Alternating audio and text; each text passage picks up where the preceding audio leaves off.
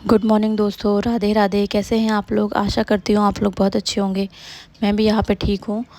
तो आज हम लोग ये जो केक बना रहे हैं 1 kg का डॉल केक बना रहे हैं। यहाँ पे मैंने 1 kg डॉल के लिए मैंने क्या बोलते हैं 7 इंच का मोल्ड लिया है और 300 ग्राम्स में प्रीमिक्स लेती हूँ, लेकिन यहाँ पे मैंने 50 ग्राम्स प्रीमिक्स को ज़्यादा लिया है क्योंकि मैं सोची कि थोड़ा सा डिफरेंट तरीके का बनाती हूँ। तो मैंने 50 ग्राम्स जो प्रीमिक्स है वो जो डॉल केक का जो टिन है था, जो डॉल केक का मोल्ड आता है, उसमें मैंने 50 ग्राम्स प्रीमिक्स यूज़ किया था ताकि वो ऊपर का सरफेस मुझे वो सर्कल वाला मिल सके। बाकी ऐसा कुछ है नहीं कि आप ऐसे ही बनाएं बिना आप उसके भी, अगर आप बनाएंगे ना सिंपल प्लेन सरफेस वाला भी, तो उस पर भी अगर आप डॉल लगाएंगे इसी डिज़ाइन में तो भी बहुत सुंदर बन के आएगा। वो तो मैं अपना एक्सपेरिमेंट के चक्कर में मैंने ऐसा ट्राई किया, ठीक है। तो 300 ग्राम्स प्रीमिक्स में लेती हूँ तो मैंने 350 लिया है और मैं यहाँ पे नॉर्मल वनीला फ्लेवर का जो है केक बना रही हूँ, डॉल केक का। आप लोगों को कैसा लग रहा है आप लोग बताइएगा, कोई डाउट हो तो पूछ लीजिएगा। चिल्ड वाटर से मैंने सोकिंग की है, 7 इंच के मोल्ड में मैंने बेक किया है, ठीक है। और ओटीजी में इसको मैंने बेक किया है और बहुत सिंपल तरीके से किया है। बाकी सब चीज़ें तो आपको आती ही हैं। फ़िलहाल मैं यहाँ पे एक डाउट क्लियर करना चाह रही हूँ सब लोगों का, जो बहुत सारे लोग कमेंट कर रहे थे कि हमारा केक ऊपर से फट जाता है, क्रैक्स आ जाते हैं हमारे मतलब केक में, क्यों आते हैं? तो मैं उसका बहुत सटीक जवाब देने आई हूँ क्योंकि मेरे पास बहुत सारे इसके आंसर्स हैं मेरे पास, और कई सारे इसकी ट्रिक्स भी हैं। मैं आपको बताती हूँ कि पहली बात तो आपका केक क्रैक होता क्यों है। सबसे पहली बात तो ये कि हम लोग कई बार क्या करते हैं, स्पॉन्ज में कम सोकिंग करते हैं, ठीक है। तो कम सोकिंग करते हैं इस वजह से जो क्रीम का जो जैसे क्रीम जो का जो मॉइस्चर होता है ना, वो जो स्पॉन्ज जो है वो सोख लेता है, ठीक है, जिसकी वजह से केक में क्रैक आ जाते हैं। नंबर 1 ये ये वाली प्रॉब्लम, मतलब अगर हम लोग ये चीज़ करते हैं तो इस वजह से होता है। नंबर 2 ये होता है कि हम लोग इसको केक को बनाते हैं और उठा के हम लोग फ्रिज में ऐसे ही रख देते हैं, है ना। तो इसकी वजह से भी मतलब कई बार कई लोगों के साथ ऐसी प्रॉब्लम होती है। हालांकि मेरे साथ तो ये वाली प्रॉब्लम नहीं हुई है कि मैंने फ्रिज में रखा और क्रैक्स आए हों।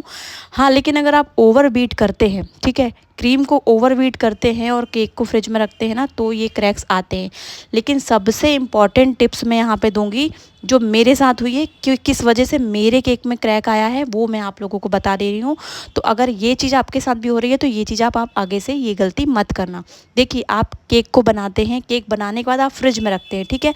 फ्रिज का टेम्परेचर अगर बहुत ज़्यादा माइनस में, आप समझ रहे हो ना, बहुत ज़्यादा चीज़ चिल्ड कर रहा है, जैसे माइनस में आपने टेम्परेचर कर रखा है आपके फ्रिज का, तो आपके केक में क्रैक्स आएंगे ही आएंगे, क्योंकि बहुत ज़्यादा ठंडक उसको मिल रही है ना।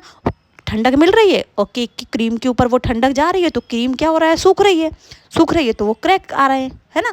जिस तरह से मैंने आपको बताया था कि स्पॉन्ज में अगर हम कम सोकिंग करेंगे तो स्पॉन्ज जो है क्रीम का मॉइस्चर सोख लेगा और क्रीम सूखने लगेगी तो क्रीम में क्रैक आएंगे। तो वही चीज़ सेम मैंने ऑब्जर्व की, क्योंकि मेरे को नहीं समझ में आता था क्रैक आते कैसे हैं।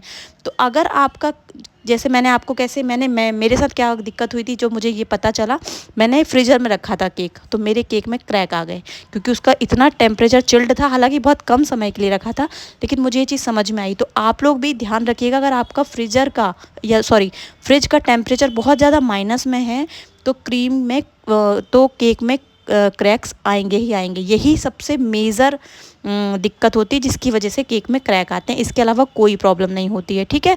तो अब आपके साथ अगर ऐसा हो तो आप भी ध्यान रखिएगा, क्योंकि ये मेरे साथ हुआ है तो मैंने आप लोगों के साथ शेयर कर लिया है, ठीक है।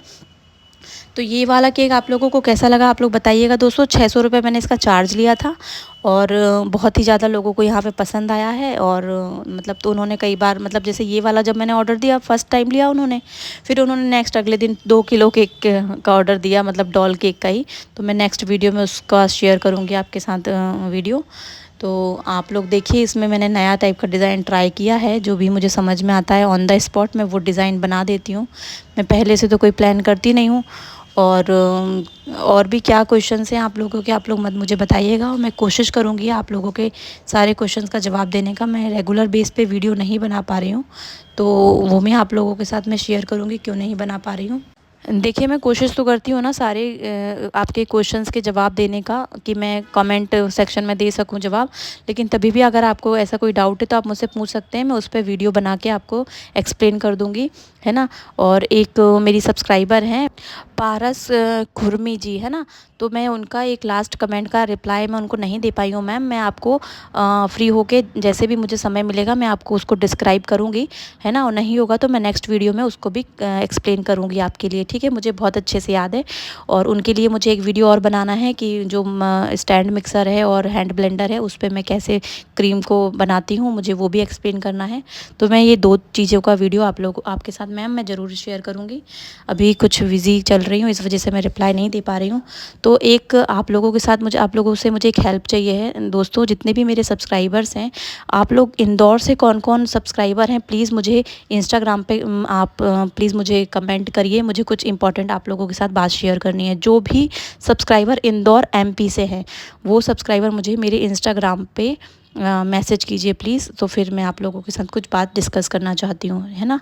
तो आप लोगों को ये केक कैसा लगा दोस्तों, आप लोग बताइए। अगर अच्छा लगा हो तो आप लोग ट्राई करिए। और बहुत ही सिंपल तरीके का डिज़ाइन है। तो और अच्छा लगा हो तो आप लोग मुझे सपोर्ट करिए। हर हर महादेव।